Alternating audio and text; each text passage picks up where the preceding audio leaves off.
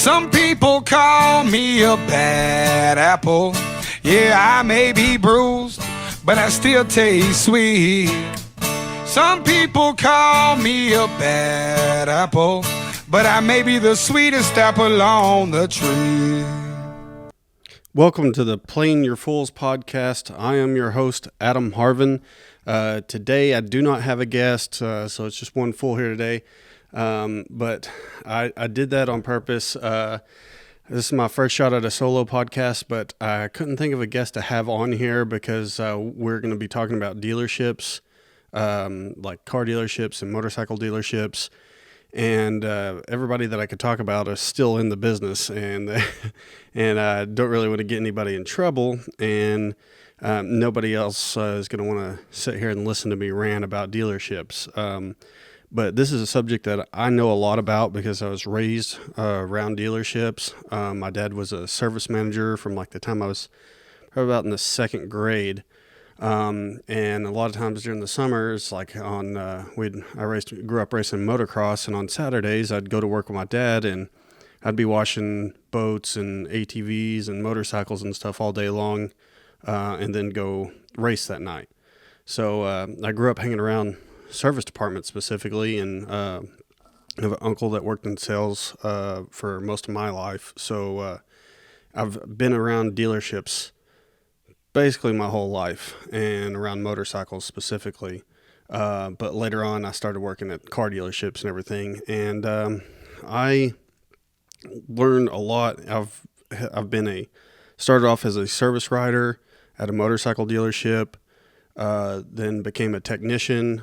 From technician, went to be a parts manager for a while, and then from a parts manager, I went over to the to the car dealership business as a service writer and as a service advisor.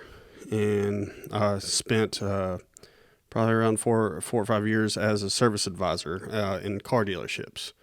And my dad being a service manager for as long as he was, I learned a lot real fast. And I was always trying to learn other jobs at the dealership, because I always kind of wanted to be like either a general manager or maybe even own my own dealership someday. That was the goal back then. But so I wanted to learn every job. I wanted to learn sales. I wanted to learn parts, and that's one reason why I became a technician for a few years, and got all my certifications and everything real fast to do that.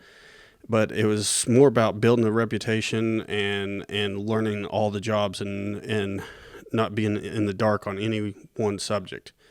But today, I wanted to start by talking about the sales department, which is really the one that I know least about. I did learn a little bit about sales and stuff like that, just being at the dealership and trying to absorb as much knowledge as I can. Now, one thing about sales these days, a lot of people go into, let's start with being a salesman at a car dealership. A lot of salesmen go in and they think they're going to make a ton of money because a lot of the salesmen there are making a ton of money.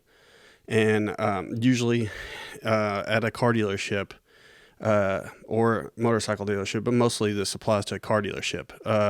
You're going to have a few veteran guys, depending on the size of the place, whether it's, small ones might have one or two veterans that have been there for a long time. And then you're going to have the bigger dealerships might have 4 or 5 veterans, and they've got repeat customers, and they've got people buying their 4th and 5th car from them and buying their sons and grandsons and kids' cars. So, and they always come to this one salesman. They have returning business. And then the sales managers will have a revolving door of entry-level salesmen. And a lot of times it's people that's never been a salesman before, or they've been a salesman at every dealership in town. But that revolving door, like you have to get your foot in the door and stick it out to where you're not making very much money at first, to where you can build up a clientele to where you do have return customers. That way you can become one of the guys that are actually making money in it. So there's a entry point to being a salesman where you're probably going to be maybe not broke, but be close to it for a while. And you might be making way better than you ever were before being a salesman, but you're going to be working 6-7 days a week a lot of times. The hours are ridiculous. And there's been kind of a switch in the way sales departments have worked, and it kind of centers around what the manufacturers are doing to the dealerships. And it's all around the customer satisfaction surveys, usually like called CSI at most dealerships these days. And what they've done is a lot of dealers have started making the switch of not selling things at retail or anywhere close to retail anymore. They'll actually sell pretty close to cost on most units, and they're trying to work off volume. And what that does, it makes the salesman not make as much money on the units anymore, because the dealership right down the road that's working off high volume is advertising vehicles at cost or $200 or $300 over cost. And you almost have to match that price, or they're going to drive down the road and get the vehicle. So it's really limited the amount of money that salesmen can make on it, but not so much the dealerships, because the way they set up this program is if dealers sell so much a month, they'll usually either get a monthly or quarterly bonus that goes straight into the owner's pocket.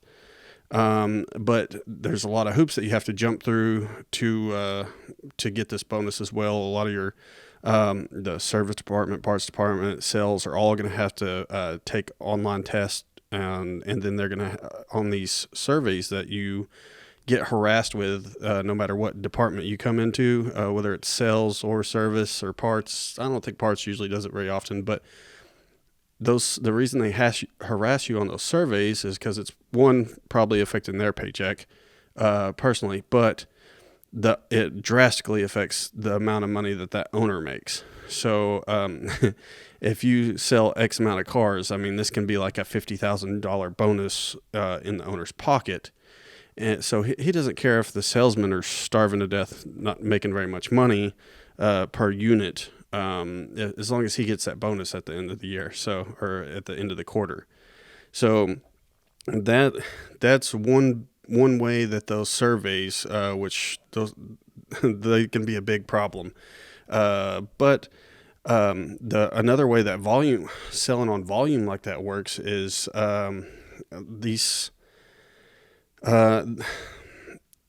selling on volume like that helps them with the flooring program.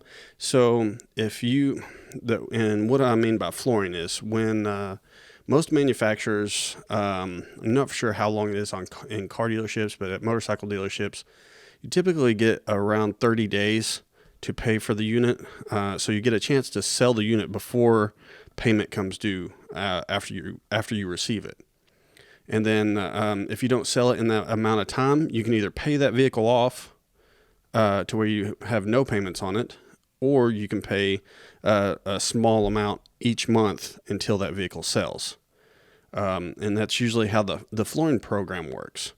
Now, a lot of big dealerships that have a ton of money have that option of paying them off as soon as they go off of free flooring. So they're not accruing all that cost into the unit every month, and that helps them where they can undercut the small dealerships. So these small dealerships, now that we're not selling on retail, it puts a lot of pressure on them. If that vehicle sits there for months or a year or so without getting paid, it's just the cost of that unit is going up and up and up with the flooring. So that puts a lot of pressure on the small dealerships to sell off volume and operate like the large ones, or just a lot of times they get bought out by the big ones because they're struggling to keep up. So that's one way that putting that those surveys and the way they structure that put a lot of pressure on the small dealerships, and that's why you see great prices and everything out of the big dealerships. Now, one thing that you will see that a lot of salesmen might not know about is packs. So the salesman will get an inventory list, and that inventory list will show the cost of each unit. Now, that isn't the actual cost of each unit. That's what the salesman sees. Now, the one that the owner or the operator of the business actually sees is going to have what's called a pack on it, and that's protected against commission. So when the dealership gets invoiced for that unit, they almost automatically, I don't know what it is in the car business, in the motorcycle business, a lot of them would be, usually $500, maybe even $1,000 on some expensive units. And in their defense, that pack is usually to cover the flooring. So if that unit doesn't sell, it goes off free flooring. That pack is there as a cushion to pay for the flooring. But a lot of times these days I've seen where they'll put a pack on there and it's just the commission starts after the pack money. So you got the cost of the unit and then the cost of the protected against commission pack for whatever purpose. But it's guaranteed money that the dealership is going to make in that situation. If they've put a huge pack on it, they're just basically taking the commission money from the salesman. And it's not a lot of salesmen actually know about that program. A lot of them might not be up to date with flooring, and most of them probably don't know about pack unless they just really deep in the dealership business. Now, trying to think, rambling. I've got a huge assortment of notes, but and they're pretty messy. But one thing that's changed about sales now is it's extremely marketing focused. These huge marketing companies, which I'm probably going to do an episode that's specifically about marketing, but they've definitely learned in recent years. I'm not sure when this started, probably in the mid 90s or something like that, as far as I know, early 2000s. They definitely started making a switch to make their commercials and stuff like that focused more towards women, because women actually make most of the financial decisions in the household these days. They're usually handling the money and deciding a lot of stuff. So that's where features on the car have been pushed towards women and stuff like that. But they've tried to simplify things as well. And I'm not saying that's specifically because of women or anything, but one thing they do these days, and it's kind of thrown them a curveball too, because millennials have thrown a curveball to these dealers as well. I'm kind of getting all over the place here, but one thing, dealership, I was in a manager's meeting one time, and the sales manager came in and throws a NADA guide sheet down and was like, these people are starting to do their research. And what it was a person had printed off NADAguides.com or Kelley Blue Book, and they actually knew the value of their vehicle when they come in to trade it in. So when the salesman give them a real lowball price on their trade-in, and then the customer showed them that piece of paper, he looked like a real asshole there. So in millennials, you'll see that a lot nowadays. Because of the internet and everything, they will actually over-research the vehicle. They'll know more about the vehicle than the salesman will. So it's really tough on salesmen these days. You have to educate yourself. If you're on, it's easier if you're only selling one brand. If you're selling used vehicles and you have a ton of different brands, it's almost impossible to keep up with. But you do have super well informed purchasers these days, and there's been some interesting things that come out of that. We actually had issue a while back where there was a website back, it was probably about 10 years ago, called cdealercost.com. And you could log in and put any brand. This was on the motorcycle side. I don't know if there any website came out in the car dealership business, but you could actually see the dealer cost on each unit, and it was very accurate. And I don't know exactly how they got that information, but I don't think that website's up anymore. But it was very accurate, and a lot of salesmen were pissed off about that, especially the managers, because you could see the cost on there and see how much they were putting a pack on it for inventory reasons too.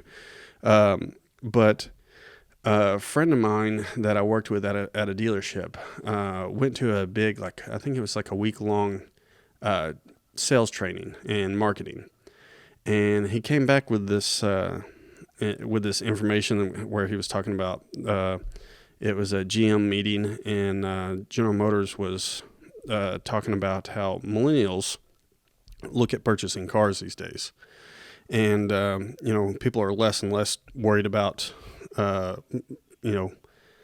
looks of cars and stuff like that, and more about the efficiency, the price, and stuff like that. And he said the guy at the meeting put it a real interesting way. It's like the relationship you have when you walk into a car dealership is usually like how much, if you walk in and be like, well, I like this car. How much is this car? And the salesman responds with, well, how much do you think that car is worth? And then they proceed to ask for your information, like your credit score and all this stuff, and all these other, your credit score and work history. All this stuff is going to affect the price of the vehicle, and that makes zero sense to millennials, especially with the access to internet and all the information we have now. It's like if you walked into a restaurant and sat down and pick up the menu, and there's no prices on the menu. And you were like, well, how much is this hamburger? And the waiter was like, well, how much do you want to pay for that hamburger? And then you're just kind of in this weird negotiation thing for the food. And in the millennials' mind, that's kind of like what you're doing when you're going in there and all you want to know is the price of the car. But they do this strategy now where they don't tell you the price of the car. They go, how much do you want your car payments to be? And they'll start moving numbers around to get that car payment where you want it. And that's why they'll submit it to so many different banks and stuff like that, because that'll give them some options. And the salesman now is basically just trying to get you into the finance office. And when you get into the finance office, there's some things that you need to worry about. One thing that I usually do, if I don't, trust the financial manager or whoever's running the place, which, no fault of them. They're all doing their job and doing exactly what they're trained to do. So you can't really fault them, for these tactics, because that's exactly what they're taught to do. But this will kind of arm you a little bit. This will arm you a little bit with a little information. So when you get in there to the finance office, one thing that they do to help get you into the price range, of course, as far as your monthly payment, because that's the only number we're going to focus on, not the price of the vehicle, just your monthly payment. So they, of course, they can go more months, less months, or whatever to hit the payment just right.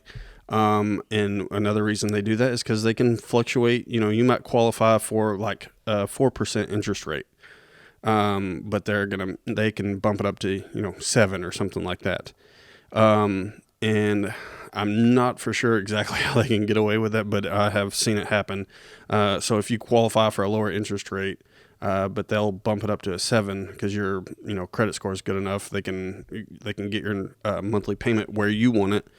and just kind of speed through the paperwork, and you don't really notice. So what I usually recommend doing is nailing them down with a price and requesting a buyer's order with the vehicle's information, mileage and VIN number and stuff like that to submit to your own bank.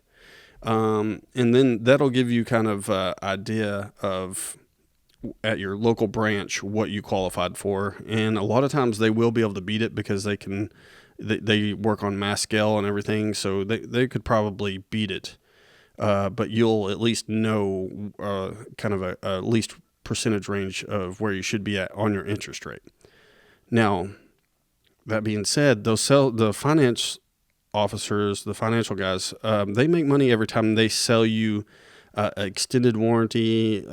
They don't really make money off gap protection, but the extended warranties, a lot of times the cost on those is like maybe $300, $600, but they sell them from, anywhere from $1,500 to $3,000 for extended warranty programs on your vehicle. So after your original manufacturer warranty is up, then your extended warranty will kick in. And one thing they're bad about doing on these extended warranties is if that vehicle's modified, a lot of times it voids the extended warranty, but the finance manager doesn't care. He'll go ahead and take your money. So that's very common. Like if you have, they have extended warranties that will work specifically for lifted vehicles and custom vehicles, but they usually cost a little bit more. And if he doesn't sell you that package and something breaks down and you take it in the service department, they're just going to tell you it's not covered, tough deal, and then you end up in a big fight between sales and service and you, and it turns into a bad deal. So you have to really pay attention to these extended warranties they sell you because they might not be the right one for you. They do come in handy sometimes if you are going to keep your vehicle for a long time. But if you don't keep your vehicle for a long time, you're adding cost to your vehicle. So if you do decide to trade that vehicle in a year or two, that it's getting tacked onto the price there. So you might be upside down on your vehicle, and it's going to hurt your trade-in cost. So this is one of those things where dealerships are it's almost counterproductive to do that. I worked at a place that had a in-house extended warranty, and it worked great for most people. But if you went to trade it in, you have that $2,000 or $3,000 extra cost in your unit. So if you go to trade it in, you're upside down $2,000 or $3,000 just because of the warranty. Now, a lot of times they are transferable for a price, usually around $300 or something like that, just to transfer that few $1,000 warranty over that. But and those warranties you got to read the fine print when you bring them in and know exactly what you're paying for. I've dealt with a bunch of different ones over the years. One of the best ones, some of your local banks now are actually offering good extended warranties that don't cost a lot of money out of pocket. But you got to keep in mind those extended warranties the way they make money is usually by denying people their claims, or they sell so many of them that either the car gets wrecked and totaled, or they're playing the volume game as well. So if the cars get totaled, they just the car gets insurance, pays the car off, and they just made a bunch of money without having to do any insurance claims, hopefully. So they kind of count on doing that on mass scale. And it works out. The numbers usually work out for extended warranties. Do not do the ones that call you on your cell phone. I would suggest going to your dealership or your bank, and shopping around a little bit on those extended warranties. A lot of times they'll have more than one option. But definitely stay away from the telemarketer ones. Those are ridiculous, and like I said, they're going to try to deny your claim for any reason. If you over on your oil changes, or like I said, custom wheels, any type of modifications, they'll use any excuse they can to deny your claim. And that's me as a service advisor, I was dealing with those people in those claims all the time. Now, I think, yeah, like I said, and one thing they will use those extended warranties. Say you don't qualify. Uh, Say maybe your payment is not where you want it to be. So the dealerships, you're in the finance office, and their payment's a little high, or you're not getting qualified because the price of the vehicle's too high, which they won't really say to your face. But what they'll do sometimes, if they will go, I couldn't get you approved for the car, but they will sell you an extended warranty. And like I said, the cost on that extended warranty is only like $300 or $400 to the dealership, but the price of it's like $3,000, and the bank doesn't mind financing that on there because they see it as extending the value of the car. So they'll finance that. They'll put it in there at $3,000, and the bank will finance that, but they'll discount it down in the computer to where it's like maybe $1,000 or whatever, just to get you approved and get your payment down into where you want it. So they do all these things. You'll end up paying a lot more for your car than you realize, but your payment is going to be down where you want it to be. So you really have to watch that when you're going over your paperwork. Unless you just see a car expense as a monthly deal that you're always going to have and you don't really care. So, there is a lot to that now. And especially with these new cars. One thing they've done here recently is they've made the powertrain warranties on most of these new cars. Not too long ago, they were typically 10 years, 100,000 miles. And they're so confident in the quality of their vehicles now that they've changed it to 5 years, 60,000. So I don't know if that makes you feel real confident about the quality of vehicle that they're putting out, but you should feel a little uneasy about making that switch. And there is a very good reason for that. So they've been doing most of these new vehicles. There's been a push to get vehicles more fuel efficient, and with that push to make vehicles more fuel efficient, they've done direct injection, turbos. We're seeing like dual clutch 8-speed transmissions and CVT transmissions, all of which are not very reliable. They usually require a lot more maintenance. When they do fail, it's a lot more expensive. But you're seeing like 2 or 3 more miles per gallon gas mileage, and it looks like, oh man, I'm saving money on gas because of this. But then once these vehicles get over 60,000 miles and you start having $3,000 repairs here and there, it really eats up the value that you're getting from gas mileage. It's almost always cheaper just to get a vehicle without all this technology and just pay for the higher gas prices. If you plan on keeping a vehicle in the long run. If you're one of those people that get a new vehicle every 3 years, or as soon as it goes out of warranty, buy whatever the hell you want. It doesn't really matter. But if you do plan on keeping it for very, very much longer after that, you got to think about these things and the cost of ownership. Anytime you're buying a vehicle, it's a good thing to research the cost of ownership on that vehicle, especially like the premium brands, like when you go to like Cadillac, Acura, Lexus, stuff like that. Sometimes the maintenance part, a lot of time, is included for the first few years. But a lot of times when you get off of that free maintenance program, the prices go up pretty quick. So you really have to look into that. Because, like I said, those premium car brands, the prices really rack up fast. But this push for more fuel-efficient vehicles actually comes from the government. So the government made a mandate, and that what they did was you had to, your whole vehicle lineup, so Ford's whole lineup from small car to your F-350s, would all have to have a average miles per gallon rating of a certain amount.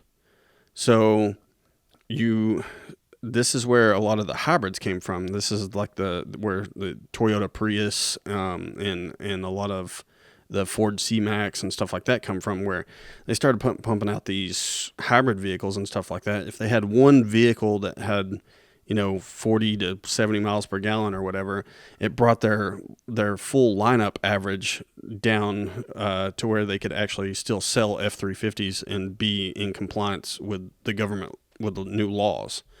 Another thing that's also driving up the prices of these vehicles is a lot of the emissions. So like catalytic converters and stuff like that. Diesels all have this diesel exhaust fluid now, which is a pain in the ass system, and it usually has high repair costs, and not even sometimes they're still under warranty. They're just a pain in the ass to deal with when you got a $70,000 diesel truck and it's going into limp mode and you're doing 35 miles an hour down the interstate until you get home. It really sucks. So these new emission systems, turbos, everything, a lot of them aren't super reliable. So you really have to look at that. And then a lot of your safety features, like I believe reverse cameras are starting to be required on all cars. The tire pressure sensors, I believe, has been on there for a while, required by the government now. And all these things drive up the price of cars. Of course, airbags and other safety features, which, they're good things to have, but it's definitely driving the price of cars up, along with exchange rates. So the exchange rate is a big factor. So, most of these vehicles these days, if you look at them, there was a push. I'm not for sure who. They were trying to pass a law to where all the vehicles had to have a percentage of how much the vehicle is produced in the United States on it, which was pretty interesting. I think most of the American-made pickups and stuff were about 65% American-made. The Toyotas were in the 70%. So the Tundra and the Tacoma were getting better ratings as far as American-made products than the American-made trucks, the American brands. So that was pretty interesting. I don't think that actually went into effect. But if you do check, the first digit on VIN numbers will typically tell you where they came from as far as the country of origin. I believe it's ones are from the United States. I believe 2's from Canada. 3, you have to look this up. I think 3's Mexico. And if it starts with like a K, it'll be like a Korean company like Kia or something like that, or Hyundai. But so you can tell, and there are some Silverados I know that are some of them are produced in the United States and some are in Mexico. I'm not for sure where they're at as far as if they're still like that, but there was a few year ranges where they're being produced in both countries. And I have seen where I was a mechanic for Sea-Doo and Can-Am, and you would see a difference in the Can-Am side-by-sides when they came from Mexico plants. There would be pop rivets not popped in, and Oetiker clamps not clamped, and stuff like this all over the place. And it just wasn't as good a quality control coming from those plants. But another thing, like I said, the exchange rates for the U.S. dollar to these other ones is hurting it. There's also most of these. There's also such thing as, just like there's a petrodollar, there's a auto dollar. Which I just kind of found this out recently. So most, like, even if in foreign countries like BMW, if they buy parts from a Chinese manufacturer or Japanese manufacturer or something like that, a lot of times they do that in U.S. dollars, and they call it the auto dollar, like the petrodollar. So a lot of this stuff is done just like that through the U.S. dollar, basically, so we can finance everything instead of actually pay for anything here in the United States. But another issue that we're running into with technology here is that. Sorry, I'm making a note here so I don't forget about something. Another thing with technology is the electric cars. So we're making a push now, a big push. I think Ford and Chevy's both committed to, I believe, 2035 being all electric, not having combustible engines anymore. I'm all for that. I think electric vehicles they're getting to a point where they're outperforming combustion engines. I could see issues with people being in remote areas where they would have a hard time charging the vehicle, and stuff like that. I mean, I think there's always going to be a place for combustion engines. But I think, the electric ones are getting pretty practical, except for the fact that we don't really have the infrastructure, for electricity. I mean, if we're making this big switch, we're going to have nuclear power plants everywhere to power these damn things, because we have gas stations now where we have liquid fuel in all of our vehicles. But if we all have to plug our cars in when we get home every night, that electricity has got to come from somewhere, and it's going to put a big strain on the grid, if everybody has it. Now, I think what the government may have planned is, some people aren't going to like, because I think they're pushing for electric vehicles, but they're not planning on everybody owning vehicles in the future. They're actually pushing this ride share, like Uber and things like that, to where there's going to be less and less people owning cars. And it's going to be a weird transition. We've already seen some weird stuff in California where you hear government officials and police department and cities and stuff complaining that Uber's cutting down on the DWI arrest, so they're losing out on a lot of tax dollars and fines and stuff from people not getting DWIs. So they don't give a shit about you being safe or helping that out. They're losing their money. Another thing is that any zero emission cars or electric cars or hybrids, I believe in California they have like a $300 or more additional registration fee, because they're actually seeing a decline in fuel usage out there. So they're getting less money to repair streets and stuff like that. So we're in a weird transitional period, and the government's usually behind on all this stuff. So the technology goes faster than the government can, and they can't tell the future. So we have to wait to see what happens as far as this goes. But another thing, GM, General Motors, this is confusing because they also produce a Chevy Cruze, but they also I think they bought this company, or they're one of the major shareholders in this company, but it's called Cruze. But it's actually spelled correctly, not with a Z like Chevy does. But it is a completely autonomous car that apparently General Motors is heavily invested in. And we're seeing this push for, electric trucks, electric cars. We've seen the Domino's commercial with the pizza delivery. They're trying that is completely automated, no driver at all. But apparently, one of GM's plants that they planned on shutting down, they left like 1,700 workers there to build these autonomous vehicles. So it's going to be like a driverless taxi service, and you won't need to own a car. You'll just have one of these come pick you up for work, take you to work, bring you home, and do all those things. And I think that's the only way, is this ride share and people not owning vehicles anymore. That is the only way that the current grid, or even a slightly modified one, is going to be able to keep up with the demand. They're planning on the demand actually going down drastically. And that's the only way that it's even feasible. If we just traded all of our combustion engine cars for electric cars right now, we couldn't charge them all. It's not going to happen.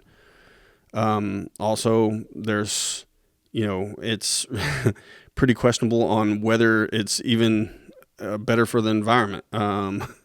The as far as the mining goes to get the lithium, it seems the lithium and everything for the batteries. It seems like right now we're doing it, and it's hurting the environment. Now I do know that there's huge lithium deposits in the ocean. It seems like that might be more environmentally friendly, except for maybe killing sea life. I don't know. Any way we go, it seems like we're going to freaking hurt the environment drastically. So it's going to be a weird transitional period here, transitioning to electric cars, especially since we're claiming to do it for the environmental reasons. They are going to be simpler cars. I do question, like, how is this going to affect service departments, specifically like engine techs, transmission techs, and stuff like that. Those are high-skilled guys, and this generation will be safe, but there probably won't be a new generation of like engine techs and transmission techs and stuff like that, just because the electric motors are so much easier. The new version of technicians are going to be more like software engineers, and I seen it when I was a technician. A lot of times when I was having a weird issue or something like that, if you call tech support, you just plug your laptop into the ECM of the vehicle, and you get on a conference, on basically like a Zoom conference with a technician. In my case, I think he was in Canada, and he's just reading all the information from the ECM while he's in a completely different country. So it's really going to be weird how many jobs that are going to go, like high skilled jobs, are going to go out of place because of this, because it is simplified. They'll need tires and brakes and suspension components, but those are done fairly easily at most shops and most independent shops. So we'll see what the dealership does to get you back into the shop when all that stuff's not necessary. Now, one more thing. I'm sure I'm forgetting something as far as the technology goes with these driverless cars and things like that. Don't have a whole lot to do with sales anymore, but let's get back to sales a little bit. So one thing, I was working at an independent place, and I learned quite a bit about buy here, pay here options. So I did want to, since we're talking about purchasing cars, want to talk about a little bit of buy here, pay here. It's a pretty good scam. We have just a whole avenue, a whole road in Fort Smith here that's just kind of notorious for having buy here, pay here lots all up and down it. I'll let you guess what side of town that's on. They actually prey on people with bad credit that can't get loans from the bank or car dealerships, and it's pretty unfortunate because the payments are usually pretty expensive. They usually require a pretty big down payment. A lot of times the down payment is probably going to cover that dealership's initial cost in the vehicle or a really large chunk of it. And a lot of the times this is like they count on like a catch and release program. They count on you having you put that large down payment on there.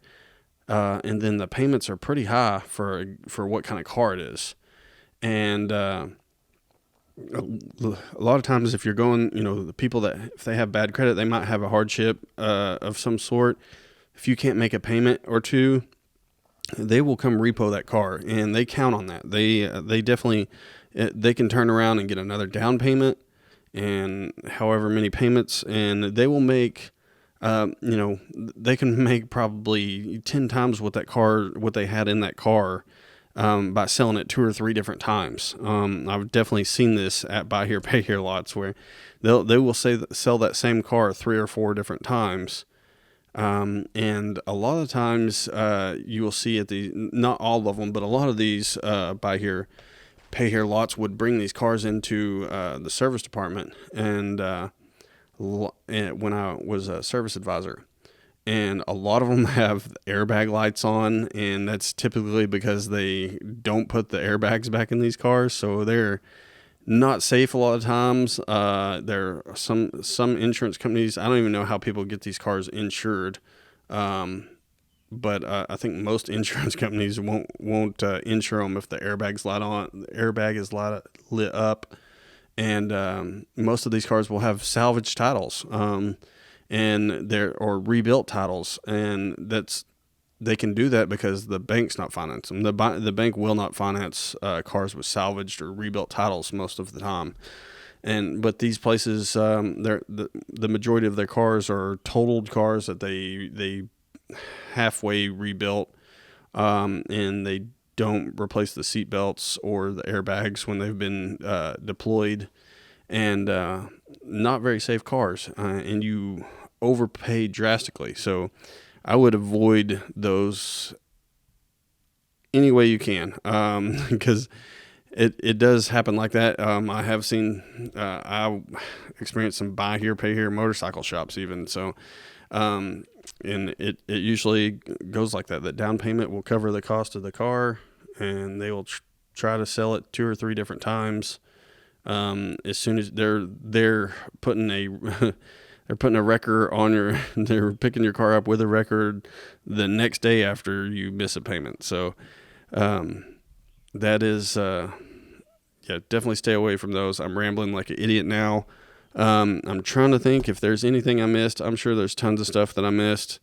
But that's all I have for the sales portion. And stay tuned. I will be back with a parts and service version.